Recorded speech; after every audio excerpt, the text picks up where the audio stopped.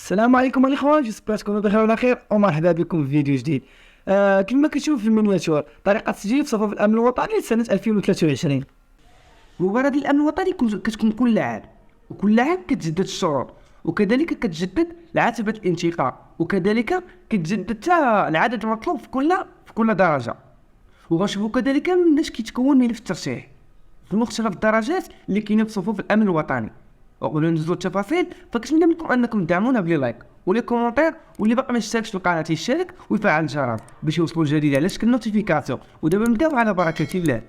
المديريه العامه للامن الوطني، مباراة توظيف 68 عميد شرطه و420 ضابط شرطه، وكذلك 80 ضابط امن و1450 مفتش شرطه و3838 حارس امن.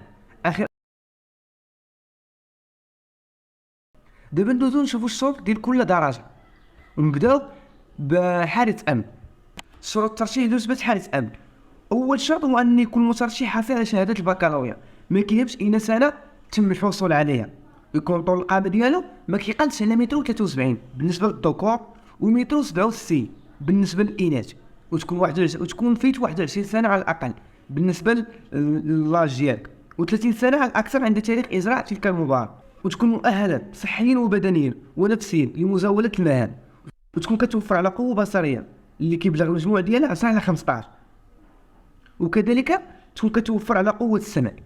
هادو بالنسبه لحارس امن. دابا ندوزو شروط الترشيح لرتبه مفتش شرطه، هما نفس الشروط مختلفين غير في الشهاده اللي غادي تدفع بها. حارس امن كاين شهاده البكالوريا، مفتش شرطه كتدفع بشهاده البكالوريا زائد ان يكون عندك عام، فتكون فاليدي عام في لافاك، تكون فاليدي اس 1 و اس 2، ضروري تكون فاليدي، ما يكون راجل حتى شي موديل باش انك لو كنتي فاليدي بجوج كيخول لك انك تدفع لهاد الرتبه هادي. دابا ندوزو للشروط، وكذلك ان يكون المترشح قد تابع بنجاح كما قلت لكم فصلين اس 1 اس 2 على الاقل من الدراسات الجامعيه العامه او المهنيه وما يعادلها. طول القامه ما يكونش فيه متر 70، ما يكونش اقل من متر 70 عفوا بالنسبه للذكور، وما تكونش اقل من متر 67 بالنسبه للاناث، 21 سنه على الاقل و30 سنه على الاكثر عند تاريخ تاريخ اجراء تلك المباراه، مؤهلا صحيا وبدنيا ونفسيا لمزاوله المهام، وكذلك كما في الحراس ممكن تكون كتوفر على واحد القوه بصريه المجموع ديالها 10 على 15، وتكون كتوفر على قوه السمع. هادو بالنسبه لمفتش الشرطه. دابا ندوزو لشروط الترشيح لرتبه ضابط امن، حتى هو ان يكون المترشح حاصل على دبلوم الدراسات الجامعيه العامه الدوك، يكون عندك الدوك في لافاك، او دبلوم الدراسات الجامعيه المهنيه او ما يعادلها. كذلك طول القامه تكون ما تكونش اقل من متر 73 بالنسبه للذكور ومتر 67 بالنسبه للاناث، 21 سنه على الاقل و30 سنه على الاكثر عند تاريخ اجراء المباراه، مؤهلا صحيا وبدنيا ونفسيا لمزاوله المهام. كذلك كتوفر على قوه بصريه اللي كيبلغ المجموع ديالها 10 على 15، وتكون كتوفر على واحد القوه ديال السمع.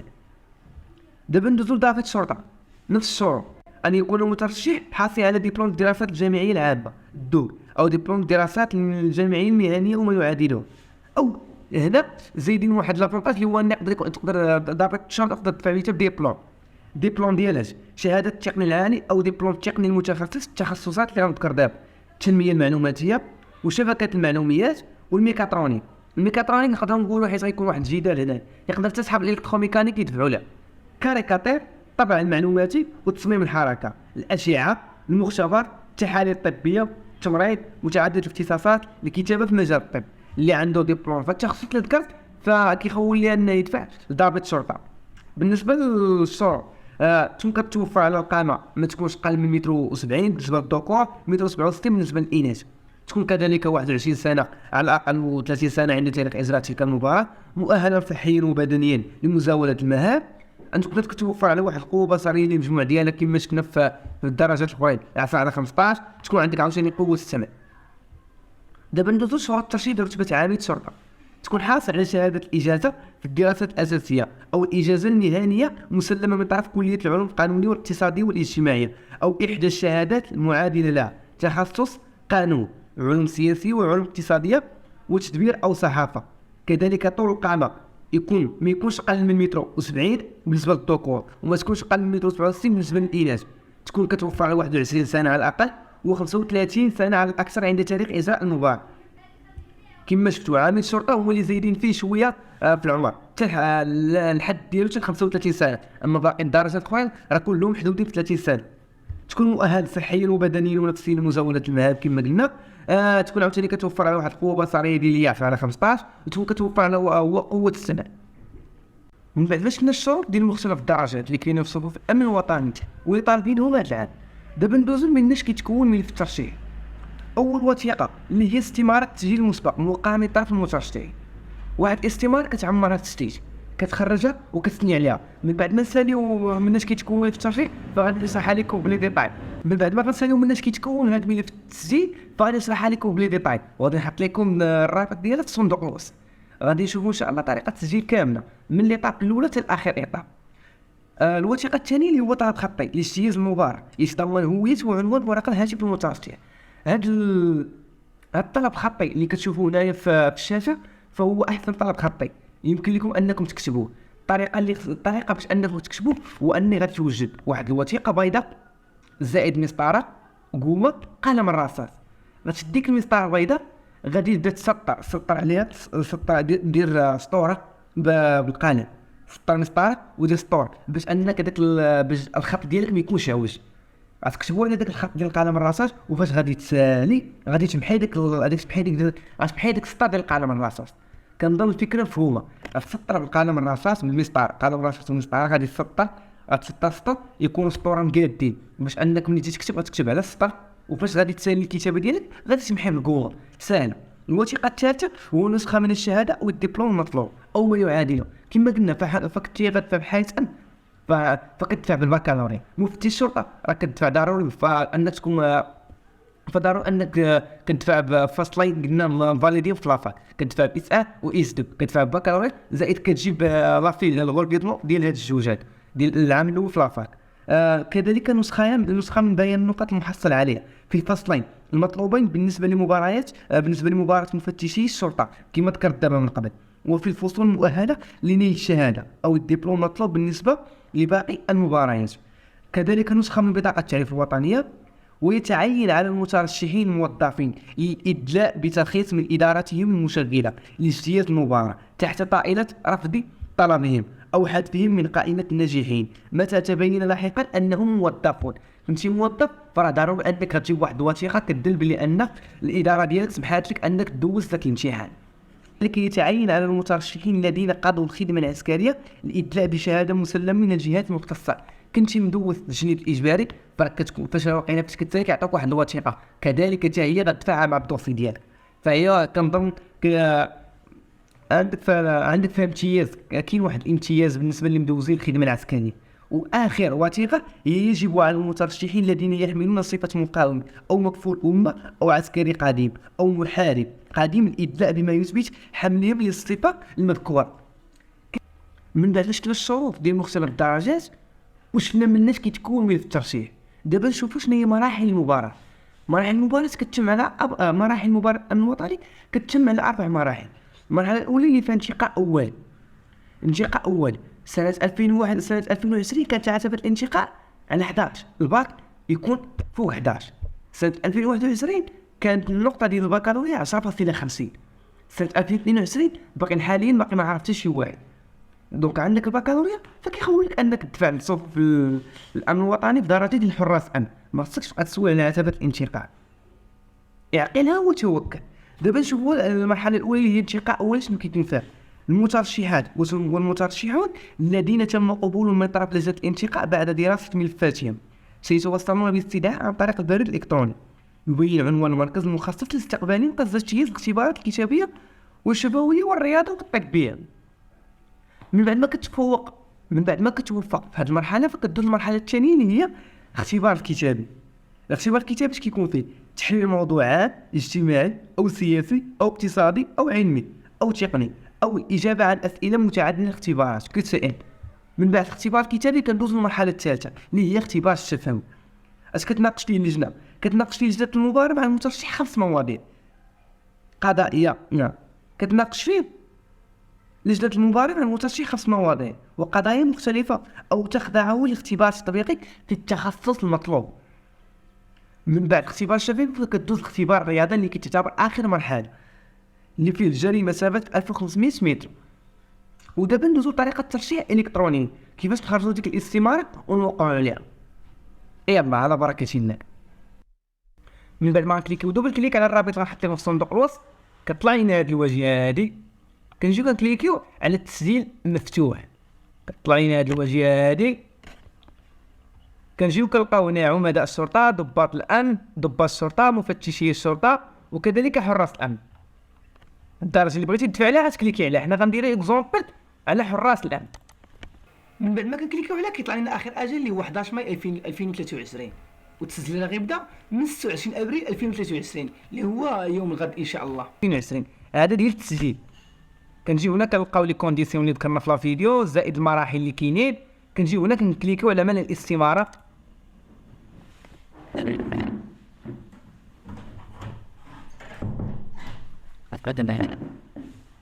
من بعد ما كنكليكو على ملء الاستماره كطلع لنا هاد لي كونديسيون هادو كذلك.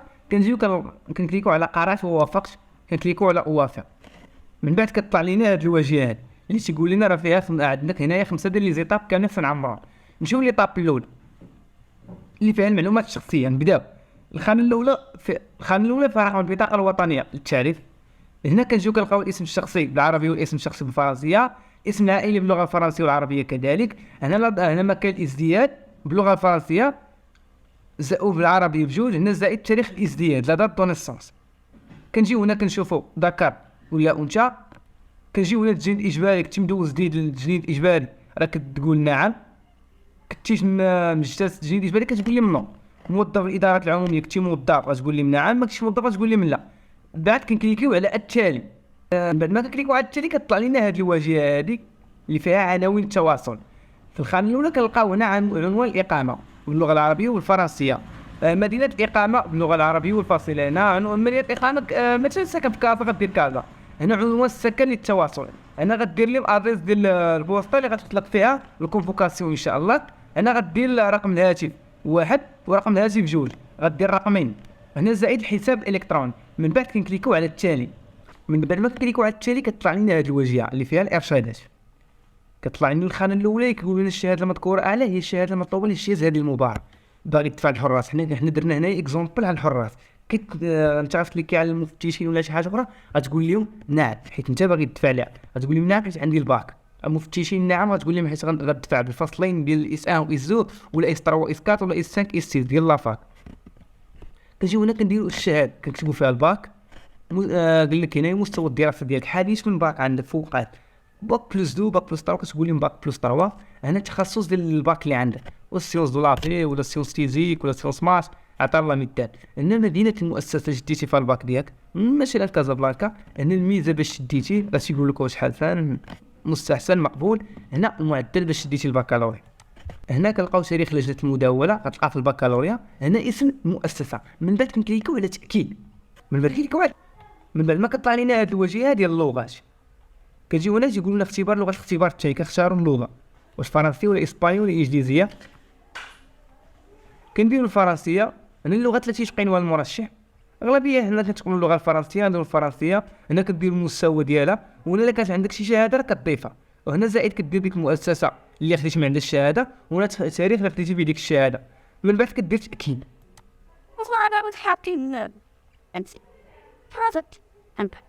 من بعد كيقولوا لنا اضيف لغات اخرى. ما عندنا حتى شي لغات اللي نقدروا نضيفوهم. نقدر نضيفوا اللغه الانجليزيه هي كذلك ولكن بلا ما غاديش الا كانت عندك شهاده ضيفها ما عندك الشهاده صافي حيت اغلبيه قريناها. كنجيو نديروا هنايا اللغه الانجليزيه. كنديروا هنايا نوستيون دو باز. الشهاده راه ما عندناش كما قلنا. كنجيو كنديروا تاكيد. كنديروا التالي. من بعد كطلع لنا هاد الخانه اللي هي الاخيره اللي هي معلومات اضافيه. واش انت من مكفولي الامه؟ نو. قدماء العسكريين غتقول لهم نو. طول في السنتيمتر غتقول لهم متر و76 على حسب الميل على شحال فقت من متر. هنا السؤال السري خصنا نجاوبوا عليه. لك ما اسم كتابي المفضل؟ هنا اجابه على السؤال السري بوكس. من بعد ما كنكليكو على التالي كيقولوا لنا انتباه لاتمام خطوات التسجيل على مرجو مراجعه معطياتكم ثم الضغط على زر طلب التحقق من المعطيات، كنديروا متابعه باش كنحاولوا نفيريفيو داكشي ديالنا كامل ازيد. هنا راه التسجيل ديالنا اللي هو هذا، كنحاولوا اننا نسكرينيو نطلب التحقق من المعطيات. كنجيو كنكليكيو من بعد ما كنفيريفيو المعطيات ديالنا كما قلت لكم ازيد، كنجيو كنكليكيو على اطلب التحقق من معطياتي.